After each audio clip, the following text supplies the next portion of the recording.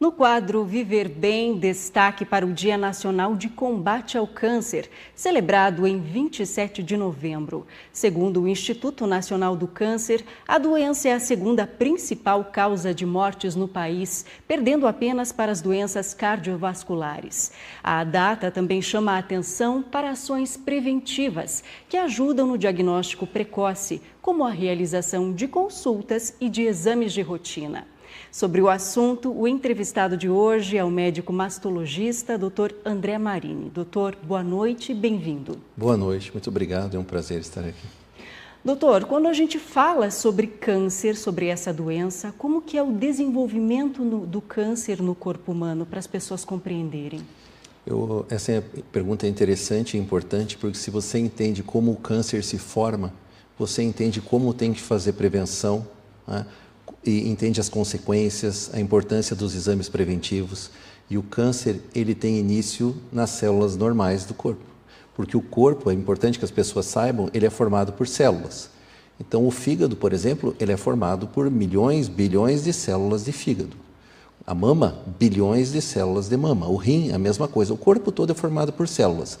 E essas células, elas estão sempre se multiplicando, sempre dando filhos para se renovar. Então, por exemplo, o fígado, as células do fígado, elas estão se multiplicando, elas estão dando os filhos, e esses filhos são células jovens que vão crescer e se desenvolver em células do fígado, e as células velhas do fígado, que já deram filhos, elas são eliminadas. Então, o corpo está sempre se renovando.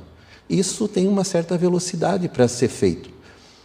O que acontece na formação do câncer é que uma dessas células normais, ou várias dessas células, ela dá um filho doente, ela dá um filho anormal, um filho com uma anomalia. Esse filho anormal é a célula do câncer. Ao invés de dar origem a uma célula normal, ela dá origem a uma célula do câncer. E essa célula do câncer, o que ela tem diferente da célula normal? Ela tem uma capacidade de se replicar, de se multiplicar exageradamente, enlouquecidamente. Então, enquanto uma célula de fígado ia levar, digamos, 3 meses para se dar um filho, a célula do câncer, em uma semana, ela dá 2, 3, 4 filhos, e esses filhos dão filhos novos. Essa multiplicação é tão exagerada que começa a se acumular aquela quantidade de células do câncer, e esse acúmulo de células vai dando origem a uma bolinha, que é o que a gente chama de tumor. Então, essa é a primeira característica do câncer. O que é um câncer e o que é uma doença benigna, um nódulo benigno? Qual é a diferença? São basicamente duas. O câncer tem essa característica, as células se multiplicam exageradamente e não param nunca. Eles vão se multiplicando e tomando conta do corpo. A célula de um tumor benigno, não, ela também se multiplica, mas ela se multiplica até um ponto e para. Então, o tumor benigno, ele é limitado o crescimento, e a célula do câncer não. E a segunda diferença de uma célula do câncer, de uma célula normal e de uma célula de um tumor benigno. A célula do câncer tem capacidade de migrar no corpo, de sair de um local e pela corrente sanguínea ou pela circulação sanguínea ou pela circulação linfática, enfim, ela chega a outra parte do corpo. Vou dar exemplo do câncer de mama, que é a minha área. O câncer de mama se forma, obviamente, na mama, mas o que causa a morte pelo câncer de mama não é o câncer de mama que está na mama, é o câncer de mama que saiu da mama e foi lá para o fígado, para o pulmão, para os ossos, e é lá que ele causa a morte. Então, essa capacidade de sair de um lugar e ir para outro é uma das características da célula do câncer. Doutor, quando a gente fala em causas e fatores de risco para o desenvolvimento do câncer, essas causas e fatores de risco realmente existem? Sem dúvida existem, porque essa célula normal que dá origem a uma célula de câncer, como eu falei, ela dá essa chance dela virar ela dá um filho doente, que é uma célula do câncer, é maior se ela for uma célula agredida. Se ela for uma célula machucada, uma célula já meio doente. Às vezes ela é uma célula meio doente, mas ainda não é uma célula de câncer, mas dá um filho, uma origem a uma célula do câncer. Então, essa célula agredida, ela pode ser agredida pelo cigarro, por exemplo. Por que o cigarro causa câncer de boca? Onde o cigarro passa, ele causa câncer. Na boca, no lábio, na faringe, no esôfago, no estômago, porque sempre nos pulmões. Aonde ele passa, porque um pouco sempre você engole essa fumaça, então, aonde ele passa, ele causa agressões nessas células. Essas células reagem, porque o cigarro A fumaça é quente, é tóxica, ela tem produtos químicos. Então, essa agressão das células fazem as células reagir, se tornarem células doentes ou não normais, e essas células agredidas dão origem à célula do câncer mais facilmente. Então, é isso. O cigarro causa câncer assim, e porque o cigarro, por exemplo, que é um dos grandes causadores de câncer, o maior provavelmente, o cigarro tem milhares de produtos tóxicos. Então, o cigarro, por exemplo, ele é um grande causador de câncer de bexiga. Mas não é a fumaça que chega na bexiga. Como que ele causa câncer de bexiga? Porque ele tem milhares de produtos tóxicos na sua composição, na sua fumaça. Esses produtos tóxicos, eles vão com a fumaça até o pulmão, pelo pulmão entram na circulação sanguínea e pelo sangue ele circula no corpo todo, agredindo o corpo todo, por exemplo, na bexiga. Por isso ele é um grande causador de câncer de bexiga, de mama, de tudo que você imaginar. Por isso que é muito importante, doutor, nesse momento, a gente relembrar as pessoas como hábitos saudáveis, hábitos de vida saudáveis, podem ajudar na prevenção do câncer. Preocupar-se com a saúde como um todo é realmente muito importante, né, doutor? Porque preocupar-se com a saúde é preocupar com a sua própria vida. Se você não se preocupar com a sua saúde, a vida vai te cobrar um preço, que pode ser a morte, mas que pode ser o sofrimento. Às vezes, o câncer pode ser facilmente tratável, mas muitas vezes ele pode levar algumas pessoas à morte, embora seja cada vez mais curável, mas ainda é uma grande causa de morte. E às vezes é uma morte com algum sofrimento, que a pessoa passa por tratamentos, por quimioterapia, por cirurgias, por amputações, enfim.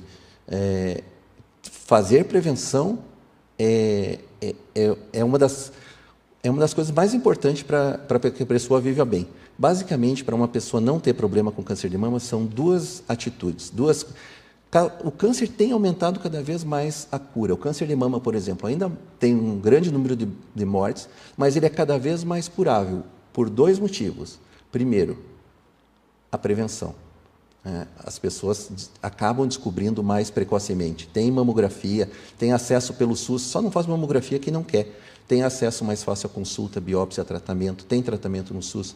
Então, a prevenção, descobrindo esse tumor menor, tem causado mais cura. O segundo motivo é que a medicina, a ciência como um todo, tem evoluído barbaramente em relação a novos medicamentos que curam o câncer. E isso mudou completamente, por exemplo, a história do câncer de mama. Mudou completamente, por exemplo, a história do melanoma, que é um câncer de pele, que era um dos mais letais, ou seja, no passado, quem tinha um melanoma morria. Muito dificilmente não morria. Hoje o melanoma tem cura. Pela primeira vez na história, o melanoma começou a ter cura, por causa da evolução nos novos medicamentos.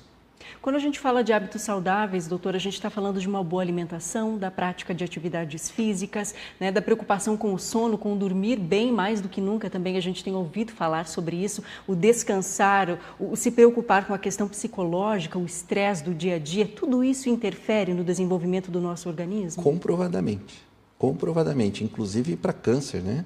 Porque muitos alimentos causam essa agressão que nós falamos lá no começo, essa agressão nas células e depois essas células vão dar origem ao câncer, e porque existem muitos produtos tóxicos se você não faz atividade física, por exemplo. Você não elimina certas toxinas, você não renova, você não oxigena o teu corpo, você não renova o teu corpo, enfim. E esse acúmulo de toxinas, essa falta, quando você dorme mal, você também tem células inflamatórias, você tem várias situações que agridem as células do corpo, e essas células agredidas têm mais chance de dar origem a uma célula de câncer.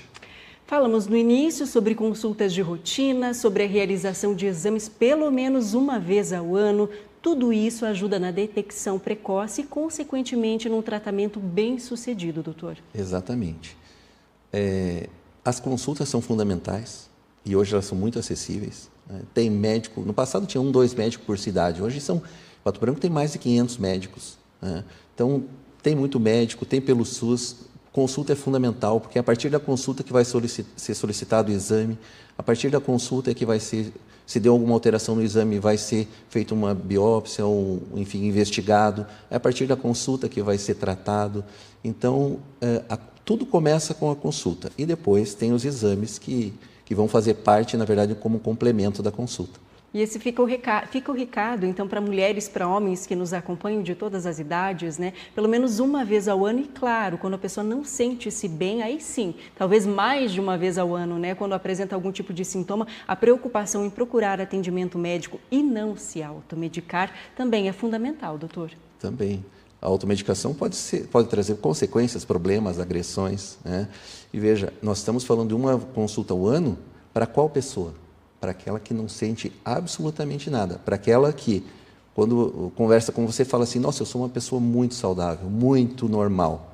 Essa pessoa tem que consultar uma vez por ano, porque mesmo se sentindo muito saudável, muito normal, mesmo fazendo atividade física, cuidando da alimentação, ela não está livre de ter um câncer de mama. Um câncer, né? Um câncer seja de mama ou qualquer parte do corpo. É que o de mama tem muito isso. Você quer evitar um câncer de pulmão? Não fume. Dificilmente você vai ter um câncer de pulmão se você não fumar. Tá? Existe, acontece, mas não é o comum, não é o mais comum.